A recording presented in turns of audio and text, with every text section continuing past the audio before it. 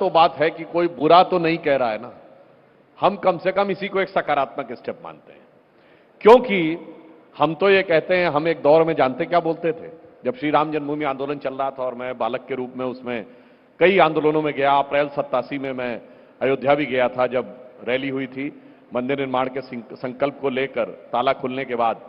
तो हम लोग कहते थे, रोम रोम में रमा है राम का पवित्र नाम, राम का ललाम धाम कैसे भूल जाएंगे, और जन्मभूमि को अनेक बार दे चुके हैं रक्त, वक्त जो पड़ा तो रक्त और भी चढ़ाएंगे। मगर आज देखिए, भगवान ने वो दिन दिखाया है कि सर्वत्र जो इन्होंने कहा कि कण कण में राम है, तो जो तुलसी ने कहा था सिया राम मैं सब जग जानी, करहूं प्रणाम जोर जुग पानी, तो अब सब तरफ दिखाई पड़ रहे हैं और इस रूप में दिखाई पड़ रहे हैं। ये राम की कृपा देखिए, राम की महिमा देखिए, राम की लीला देखिए कि किसी जमाने में कहा जाता था परिंदा पर नहीं मार पाएगा, आज 100 जहाज आकर 22 तारीख को उतरेंगे और इतने जहाज आच्छादित दिखाई पड़ेंगे कि ऐसा लगेगा कि उस युग में एक पुष्पक विमान उतरा था, आज कतार लगी होगी एक के बाद एक विमान उतरने की। तो मैं कहता हूं, एक सकारात्मक दृष्टि से देखें भविष्य के लिए।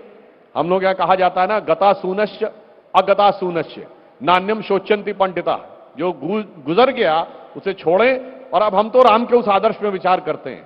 बैर न कर काहू सन कोई, राम प्रताप विषमता खोई। किसी से कोई बैर नहीं है, सबसे विषमता समाप्त। इसीलिए श्री राम जन्मभूमि न्यास को देखिए, उसने किस किस को इनवाइट किया, विरोध करने वालों को इनवाइट किया, गोली चलवाने वालों को इनवाइट किया, जो बाबरी मस्जिद के पक्षकार थे इकबाल अंसारी, उनको भी इनवाइट किया। ये हिंदू धर्म की, श्री राम की मर्यादा की, महानता की, उदारता की उस परंपरा के अनुरूप है जिसमें कहा जाता है कि जब रावण मृत्युशैया पे पड़ा था तब भगवान राम ने लक्ष्मण से कहा था, जाओ ये भले ही राक्षस है परंतु इसके पास एक गुण है, जो इसके पास ज्ञान है वो इससे ले लो। तो हम तो उसमें विचार करते हैं, यदि किसी के पास एक गुण भी है तो उसका हम सम्मान करते हैं। तो मैं कहता हूं, आज मोदी जी के नेतृत्व में भारत जिस महानता के साथ आगे बढ़ रहा है, उसमें उदारता का भी वो लक्षण है जो श्री राम जन्मभूमि के मंदिर के निर्माण से श्री राम जन्मभूमि के आदर्श के रूप में प्रकट होगा। लेकिन सुधांशु जी, रावण भी था, रावण भी सनातन विरोधी तो नहीं था, सनातन के सफाई की बात तो नहीं करता था। आपने जो भी तुलना की परोक्ष रूप से, रावण भी था, कम से कम सनातन विरोधी नहीं था, सनातन के सफाई की बात नहीं करता था। और जो पूरी रामायण रची गई वो किस तरह से रची गई वो भी आप जानते हैं, कम से कम सनातन विरोधी तो नहीं था। देखिए, समस्या क्या हो गई है कि कुछ लोग उनकी सुई पुराने जमाने में अटक गई है। मैं बहुत स्पष्ट कहना चाहता हूं, पहले भी मैंने कहा था, ये जो इरेडिकेशन ऑफ सनातन धर्म चेन्नई में कॉन्फ्रेंस हुई, कोई स्टेटमेंट नहीं था, मतलब हिंदी में कहें तो हिंदू धर्म का समूल नाश, इस विषय के ऊपर बाकायदा एक सेमिनार हो रहा है कैसे करना। और ये ऐसे नहीं था अमन जी, मैं आपके करोड़ों दर्शकों को बताना चाहता हूं, पिछले साल आपने देखा होगा कि दुनिया में कई जगहों पे कॉन्फ्रेंस हुई, डिसमेंटलिंग ग्लोबल हिंदुत्व, यानी सारी दुनिया से हिंदुत्व को कैसे नष्ट करना है। फिर यहां आया हिंदू धर्म का समूल नाश करना है। ये जानते कौन से लोग हैं? ये वो लोग हैं जिनको 1960 के दशक में, 70 के दशक में विदेशी शक्तियों के द्वारा एक एजेंडा दिया गया था। मैं ये नहीं कह रहा हूं इन लोगों को पता है, ये लोग तो उस जमाने में बहुत बच्चे रहे होंगे, ये उसके टूल बन गए हैं, पता नहीं जाने अनजाने। और अब मैं कहता हूं दर्शकों से, मेरी बात पे भरोसा मत करिए, ये जो बड़ी बड़ी इंटेलिजेंस एजेंसीज थी, इनके जो डॉक्यूमेंट डिक्लासिफाइड हुए हैं, केजीबी के, सीआईए के, पढ़िए कैसे भारत में हिंदू धर्म को नष्ट करने के लिए बाकायदा एक दुष्प्रचार का अभियान चलाया गया था, ताकि हर व्यक्ति के मन में अपनी संस्कृति धर्म के लिए हीन भावना नहीं, घृणा का भाव आए। क्योंकि किसी को इसको मार्केट सोसाइटी में कन्वर्ट करना था, किसी को पूरे भारत को कम्युनिस्ट बनाना था। और रेफरेंस के लिए भी बता दूं, Mitrokhin's archive, KGB and the world part 2 पढ़ लीजिए, यूरी बैजमनेव के संस्मरण पढ़ लीजिए, यवग्ना एल्बर्टस की किताब स्टेट विद इन स्टेट पढ़ लीजिए, और सीआईए के एक अधिकारी की किताब in conversation with the crow पढ़ लीजिए, सारा स्पष्ट हो जाएगा। ये आज जो बोल रहे हैं ना, ये उसके बचे खुचे हैं। मगर चिंता मत करिए, एक वक्त वो था और एक वक्त ये है। ये वक्त जानते क्या है? हम इस समय उत्तर प्रदेश में बैठे हैं। एक दौर था, ढांचा गिरने के बाद हम लोगों की सरकार नहीं आ पाई थी उत्तर प्रदेश में। बीजेपी के 178 एमएलए थे, 107 सपा के थे, 67 बसपा के थे, दोनों मिलाकर भी 74 हो रहे थे। तब 56 कांग्रेस ने सपोर्ट करके बनाए थे जी। और एक नारा चला था, मिले मुलायम काशी राम, हवा में उड़ गए जय श्री राम। तब हमारी एक नेत्री ने कहा था कि वो शक्ति में थोड़ी सी कमी रह गई है, जिस दिन आप वास्तविक शक्ति दिखाएंगे उस दिन जो नारा लगता है कि मिले मुलायम काशी राम, हवा में उड़ गए जय श्री राम, उस दिन नारा हो जाएगा क्या मुलायम क्या काशी राम, सारे बोलेंगे जय श्री राम। और वो आज दिखने लगा है। तो मैं सुखद अनुभूति है कि सभी जय श्री राम बोल रहे हैं। आपको क्यों लगता है ये इलेक्शन गिमिक है बीजेपी के लिए? प्रभु राम इनके लिए राजनीतिक मुद्दा आपको क्यों लगते हैं, और क्यों विपक्षी पार्टियां 22 जनवरी को निमंत्रण को ठुकरा रही हैं? पवन जी। मैं आपकी बात का उत्तर दूंगा। उसके पहले जो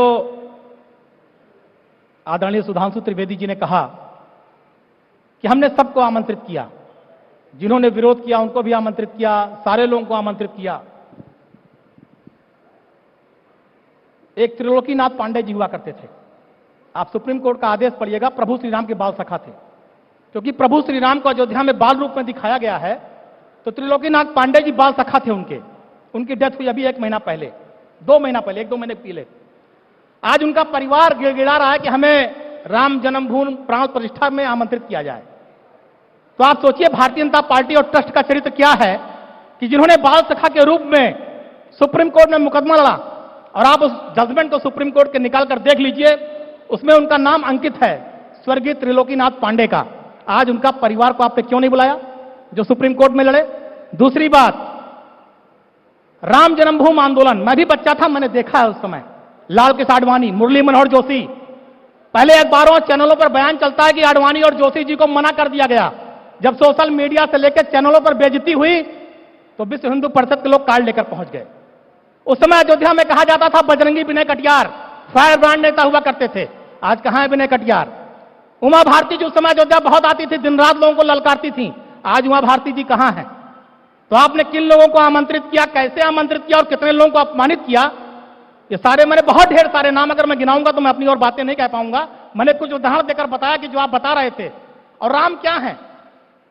भारतीय जनता पार्टी, एक सेकंड मेरी बात कर लीजिए, एक सेकंड नहीं रुक जाइए, आपने इतना मौका बड़े भाई को दिया, बीच में उनको भी टोकूंगा। एक सवाल, मैं बहुत छोटा आदमी हूं, 2 मिनट बोलने पवन जी बीच में एक सवाल, क्या आपको, ठीक है अपमान हुआ वो नहीं हुआ, त्रिवेदी जी जवाब देंगे, मैं नहीं जवाब दूंगा, लेकिन क्या आपको सहानुभूति है इन लोगों के साथ और आप इनके किए के साथ हैं? पहले मैं अपनी बात पूरी कर लूं। दूसरी बात, नहीं पहली बता, आप अयोध्या की बात करते हैं, मर्यादा पुरुषोत्तम प्रभु श्री राम की बात करते हैं। पवन जी एक सवाल बीच में, क्या कार सेवकों के साथ हैं आप? देखिए बात यहां पर सहानुभूति गलत या सही की नहीं है, कार सेवकों के साथ बात गलत या सही की नहीं है। जो लोग आपके दल के थे, आपको पीड़ा हुई तो क्या लड़ा? भाई अगर आप ये बता रहे हैं कि हमने जो बाबरी मस्जिद के पक्षकार थे जो उसकी तरफ से लड़ रहे थे, हमने उनको निमंत्रण दिया, तो हमारा यह सवाल है कि जो उस लड़ाई को लड़ रहे थे आप उसको कैसे भूल गए? सही लड़ाई लड़ रहे थे वो, सही गलत मैं नहीं जानता। अरे तो आप उनके साथ हैं ना, उनके दर्द में आपको पीड़ा हो रही है भाई, जो आप उनके साथ हैं। हमें कोई पीड़ा नहीं है, आपकी बात की बात कर रहा हूं भाई। आपके दल का मामला, आपने बुलाओ ना बुलाओ, अपमानित करो, आप जानो, हमसे क्या मतलब? तो फिर क्यों बोल रहे हैं? फिर वही बात है जो आप बता रहे हैं कि हमने पक्षकारों को बुलाया। बोलिए बोलिए। जब वो बता रहा है हमने पक्षकारों को बुलाया तो मैं उसी बात का जवाब दे रहा हूं। दूसरी बात, आप बात करते हैं मर्यादा पुरुषोत्तम प्रभु श्री राम की। प्रभु श्री राम, ये बात भारतीय जनता पार्टी को समझना चाहिए कि वो राजा दशरथ के पुत्र श्री राम से मर्यादा पुरुषोत्तम श्री राम कैसे हुए, उनके आगे मर्यादा शब्द कैसे लगा, मर्यादा पुरुषोत्तम क्यों हुए, समझना चाहिए। जिस दिन ये समझ जाएंगे, मुझे लगता है उस दिन सबसे अच्छा बात होगी। आज क्या स्थिति, आप जाकर अयोध्या में देखिए, होर्डिंग लगी हुई है। आज अयोध्या में यह दिखाने की कोशिश की जा रही है कि अगर देश के प्रधानमंत्री कैमराचार्य जी ना होते तो प्रभु श्री राम को कोई जानता ना। अगर आप कहेंगे तो निकाल के फोटो दिखा दूंगा, प्रधानमंत्री जी की बड़ी फोटो लगी हुई है और प्रभु श्री राम उनके चरणों में पड़े हुए हैं। ऐसी फोटो अगर लगाई जा रही हैं तो प्रभु श्री राम का अयोध्या में अपमान है कि सम्मान हो रहा है, यह आपको देखना और सोचना चाहिए। ठीक, सुधांशु त्रिवेदी जी।